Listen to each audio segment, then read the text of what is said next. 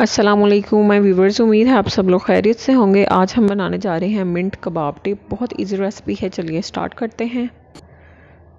10 से 12 आपने लेनी है सब्ज़ मिर्चें बारीक। ये थोड़ी सी तीखी होती हैं इसलिए आपने बारीक वाली यूज़ करनी है। उसके बाद जी मैं पुदीना इस्तेमाल कर रही हूँ हाफ़ कप के करीब।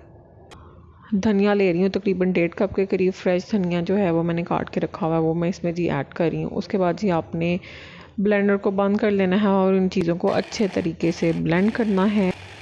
1/3 टीस्पून में इसमें सॉल्ट ऐड कर रही हूँ। सॉल्ट ऐड करने के बाद इसको दोबारा से बंद करेंगे और अच्छे तरीके से ब्लेंड कर लेंगे। मिंट कबाब टिप हमारी रेडी हो रही है। पुदीने की चटनी इसको कह सकते हैं आप। आपने जी इसको फ्रिज में आप स्टोर कर सकते हैं। ज़बरदस्त चटनी जब आपने यूज़ करनी हो दही में डालिए और किसी भी बारबेक्यू के साथ और कबाब्स के साथ आप इसको सर्व कर सकते हैं। उम्मीद है रेसिपी पसंद आई होगी। नेक्स्ट रेसिपी तक मुझे इजाज़त दीजिए। अल्लाह हाफिज़।